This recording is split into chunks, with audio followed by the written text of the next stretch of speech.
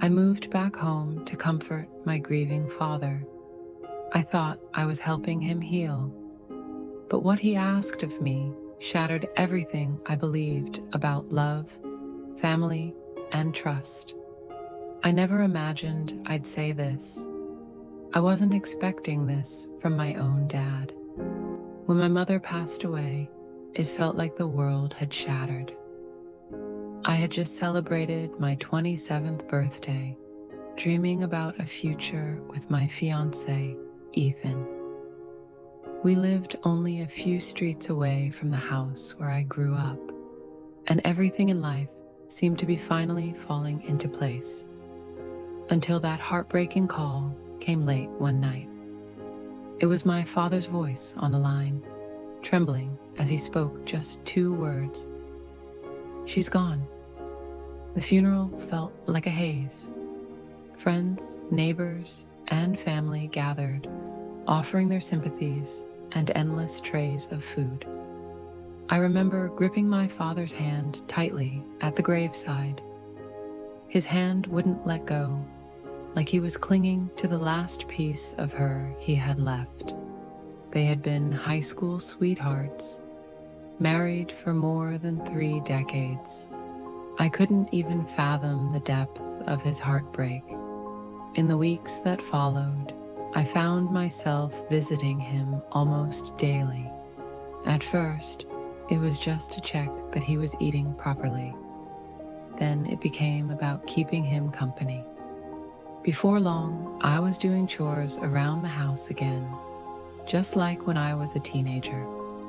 The house looked the same, but felt completely different. Hollow, silent, almost like a museum of memories without her laughter filling the rooms. About 3 weeks after the funeral, I dropped by with groceries.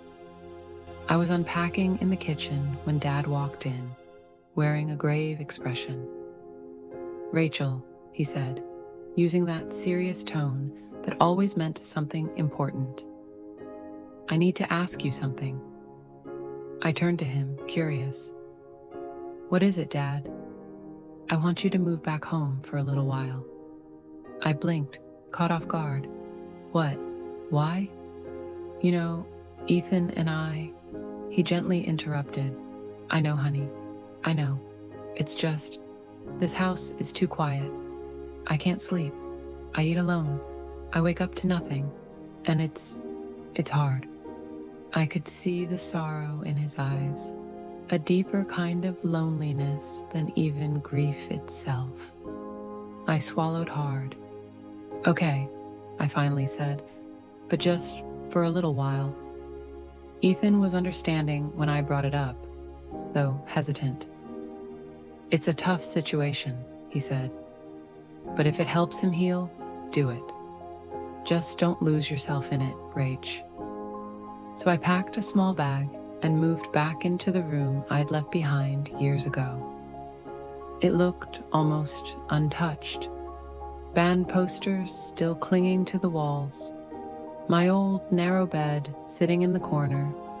The mattress a little more worn, but still familiar. The first few days were surprisingly peaceful. We cooked meals together, watched reruns of old sitcoms, and even shared a few smiles. It felt like a kind of small progress. But then, the strange things began. At first, it was small. One night, he asked me to sit in the living room with him until he dozed off. "It feels less empty with you here," he murmured. I didn't think much of it at the time. Grief does strange things to people.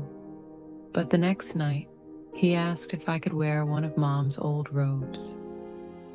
"You look just like her in it," he said, his voice almost wistful. That made my skin crawl, but I rationalized it, chalked it up to heartbreak and memories getting tangled.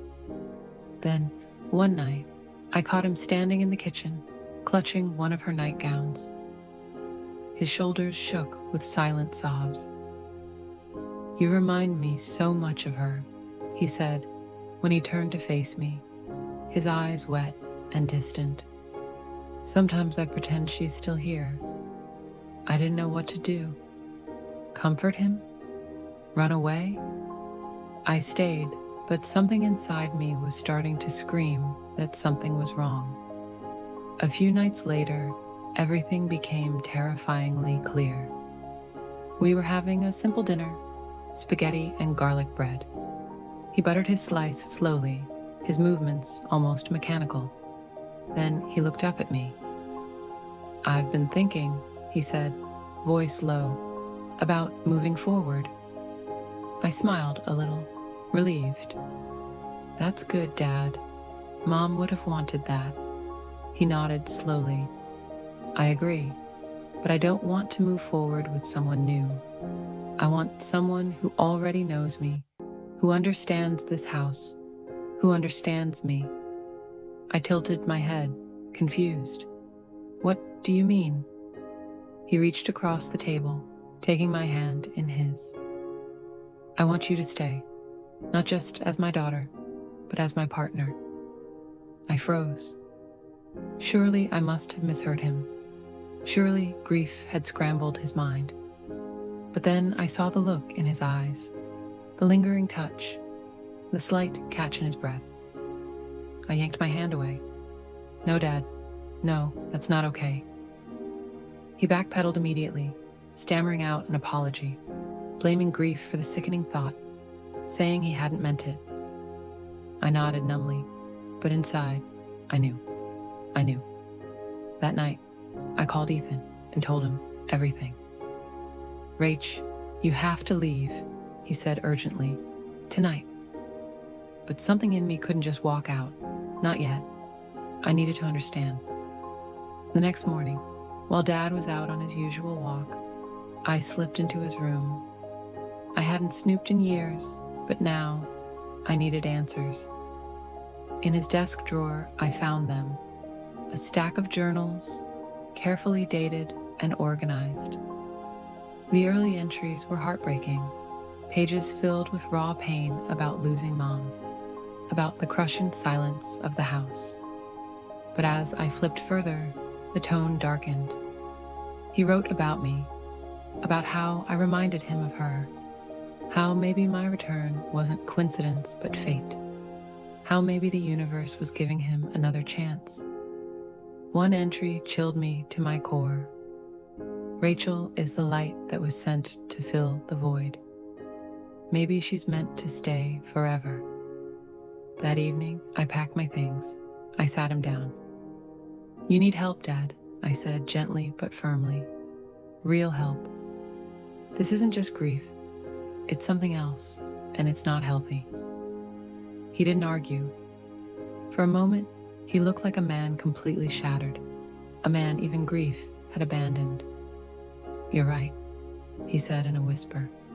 "I'm lost." I left that night and went home to Ethan.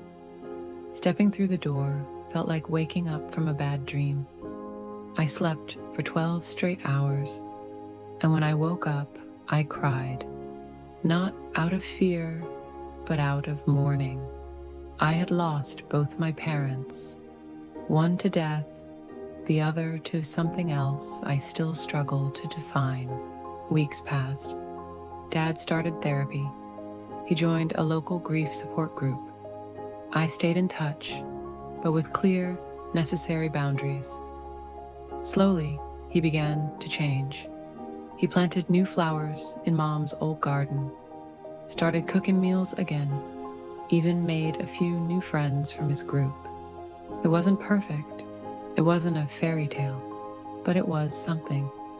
As for me, I learned that grief doesn't just break hearts. It can twist reality, distort love, make monsters of men who were once kind.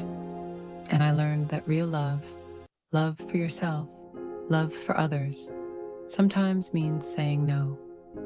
Sometimes it means walking away. I still visit him once a week. We talk about Mom. We laugh. Sometimes we cry. But we never talk about that night, and we never will. Some things are better left buried in the past. Some lines, once crossed, can never be uncrossed. But healing? Healing is still possible, even after everything.